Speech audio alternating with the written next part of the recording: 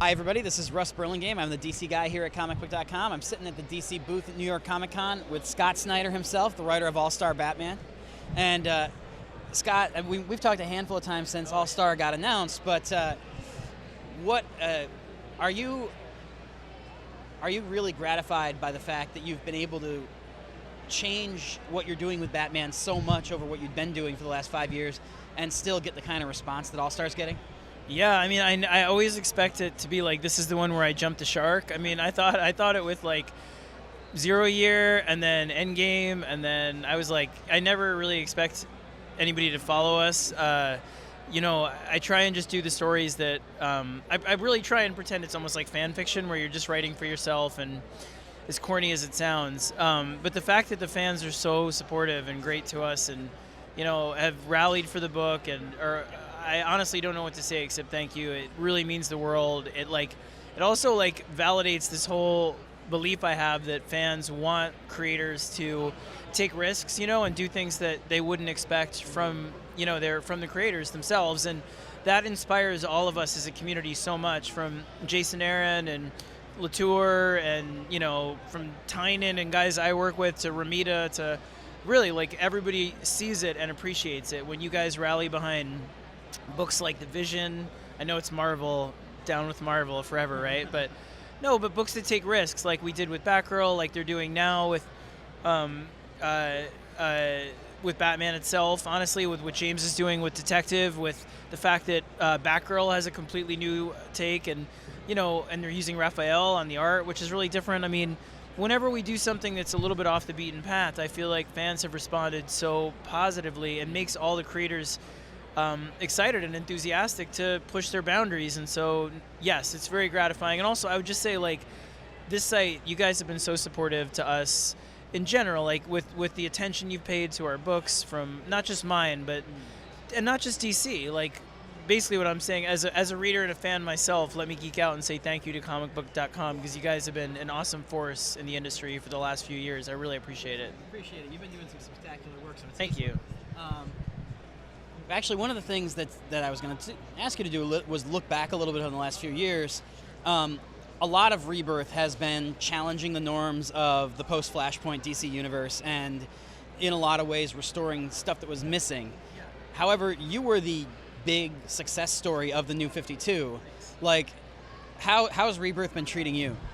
I mean, it's been great. Honestly, like you know, it was hard with the New 52 sometimes, because I wanted to address history of as well, not just in, we were lucky enough that we preserved most of ours in Batman, for a while at least. But you know, I missed a lot of things that were there before Flashpoint as well. And you know, DC was great about encouraging us to reintroduce them, but it's not the same as kind of reviving them the way they were and building on some of the shared continuity and the legacy that was there. So it's a joy. I get to watch all these guys that I've worked with and women that I've worked with, from Marguerite, who's now doing Batwoman, to, you know, Tom and Tim and Steve Orlando and James and Hope, and all these people come in and Josh Williamson, who's just killing it on the Flash.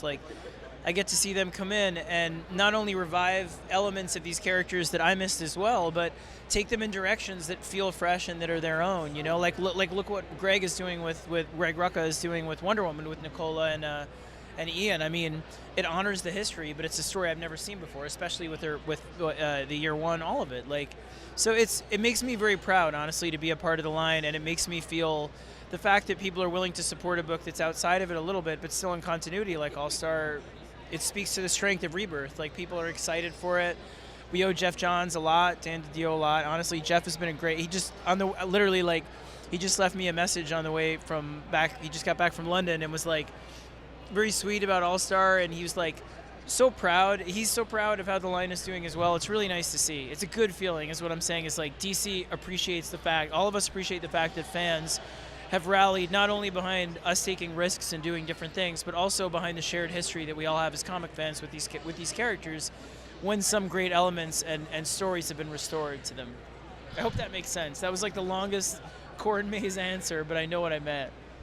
Well, let me jump forward to a couple of days from now. I just got my comps before coming here. I'm super lucky, and I've seen the American Vampire anthology that's coming out. How excited are you to get that kind of back into the bloodstream? Oh my God, I really, really miss it. I mean, I won't say that American Vampire is like my favorite series because it's sort of like picking children, you know, and having children myself, it would be so evil. But I will say that American Vampire is definitely the series that feels the most like home to me. It's a place I can go and throw in any crazy thing that I love about Americana, about American history, about folklore, anything. And the 2 arcs that we have left before we sort of change the series into a present day series, which I don't even know if I was supposed to say that, but that's what we're going to do. Sorry, spoiler.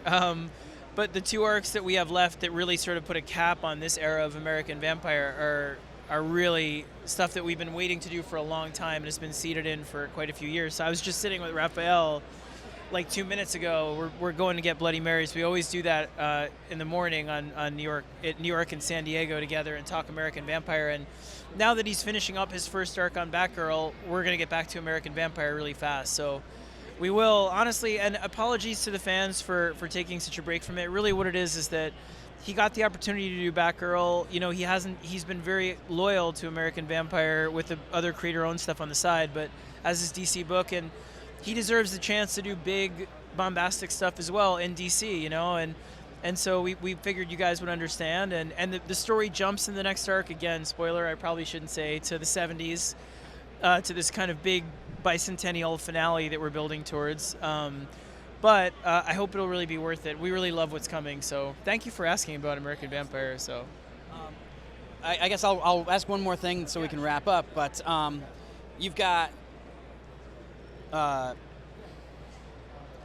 your Image title, yeah, AD coming out. I wanted to say Descender because Jeff messed with my brain. Yeah, I would be proud to have Descender as well, but how is it really helpful to you? Because not only are you doing a version of Batman where you can kind of just go nuts and not be as tied to continuity, but your creator-owned stuff is coming back. Does that help you to feel kind of like freer than you've been the last couple of years? Oh, sure. I mean, one of the ironies is that AD, we've been working on it for about 2 years, and it took a lot out of me, and it's also one of the reasons that I put Witches on hold for a bit with Jock. Jock, to be fair, Jock got a job working on Star Wars Episode 8, which I think I can say, again, that maybe, I don't know if that's another spoiler, but in costume design, so he has like pictures of like Mark Hamill wearing his clothes and stuff like that, and I was like, take as long as you want, dude, as long as we get pictures of like, if I can stand by the Falcon one day or whatever. So he has pictures of like him and his kid with like the actual lightsabers at Pinewood and all that stuff. So anyway, point being, he had some work he really wanted to do, and then ultimately AD was very hard. It wound up being very confessional and a lot longer than I thought it would be, and Jeff was just such a great friend on it, and he's seen me honestly, like, not to get on the couch, but like he's seen me and I've seen him like struggle with certain personal demons, and you know, I think a topic you'll find in pretty much everything that I write, whether it's every arc of Batman pretty much, is, you know, fear of mortality, and Batman is constantly up against that. And whether it's the Court of Owls saying that you're this big in history, or Joker saying you're getting old and fat and as a father, and Witches as well. And this story is very, very, it has this crazy speculative sci-fi element, and then it's also very memoirish, and has it has a lot of prose. It's like a novella and prose mixed with comics. So it's really wildly different. Again, the fact that fans or readers seem to be excited for it means everything to us, because we're doing it in a way that's highly uncommercial and really really just for us. But at the end of the day, again, it feels great to have creator-owned project that's that robust on the side. And now that we're finishing it, I can get back to American Vampire and Witches and all that stuff. We actually started Witches the other day, so all that stuff's coming back. But AD has been a big personal project, you know, so I'm very proud of it. And honestly, I have to thank Lemire for he just was a terrific friend. Like, when I was doubtful about things, and a lot of it was personal and a little too close to sometimes write about without feeling uncomfortable, he was just great. So yeah, it's been a terrific ride. Thank you so much, Scott. No, it's always a pleasure. It is, and thank you guys. You guys again. Yeah, absolutely. Thank you, Russ. You've been terrific, and comicbook.com is awesome. So thank you. Thank you so much. Sure.